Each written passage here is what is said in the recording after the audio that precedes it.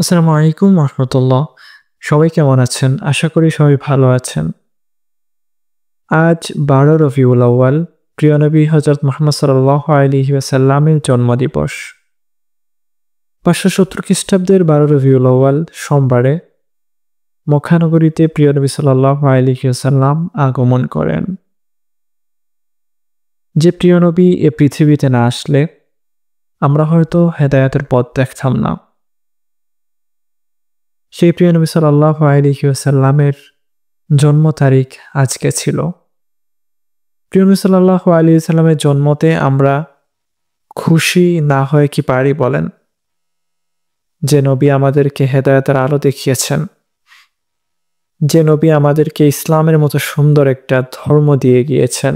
যাই হোক, আজকে সকালে ঘুম থেকে ওঠার পর মাথায় চিন্তা আসলো যে আজকের এই দিনটায়, পবিত্র দিনটায় আমি কি করতে পারি। শুরুতে একটা চিন্তা মাথায় আসছে, সেটা হচ্ছে নবী সাল্লাল্লাহু আলাইহি ওয়াসাল্লামের উপর সবসময় তো আমরা দুরূদ পড়ি, আজকে না হয় একটু বেশি পড়লাম। এবং সাথে কি করা যায়? তখন হুট করে মাথায় আসলো যে আমি প্রিয় নবীর নামে একটি পেইন্টিং করতে পারি, সেটা হোক ছোট্ট। তো যেই চিন্তা সেই কাজ।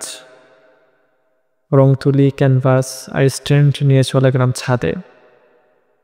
আর আজকের দিনটা কিন্তু খুবই রৌদ্রোজ্জ্বল ছিল।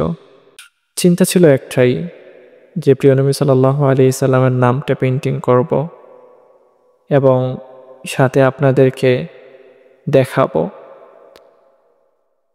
তো প্রিয় নবী সাল্লাল্লাহু আলাইহি সাল্লামের নাম মুহাম্মদ এবং শেষে ছোট্ট করে সাল্লাল্লাহু আলাইহি সাল্লাম লেখাটা লিখেছি। ভিডিওটা মূলত অনেক লম্বা হয়ে গিয়েছিল। এই ভিডিওকে কাটছাঁট করে প্রায় ৪ মিনিটের মতন আনতে পেরেছি। যাই হোক, ভিডিওতে এতক্ষণ কথা বলাও সম্ভব না। আমার তেলাওয়াত শুনে শুনে না হয় ভিডিওটা শেষ করুন। বিসমিল্লাহির রহমানির রহিম।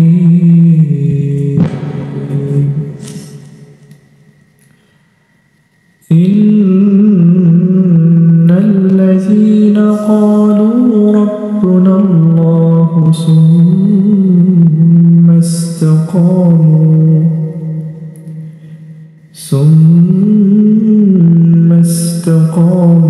تتنزل عليهم الملائكة ألا تخافوا تتنزل عليهم الملائكة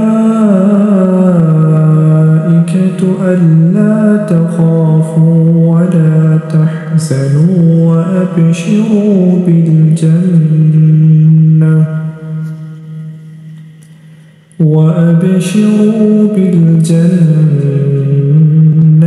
التي كنتم توعدون نحن أولياؤكم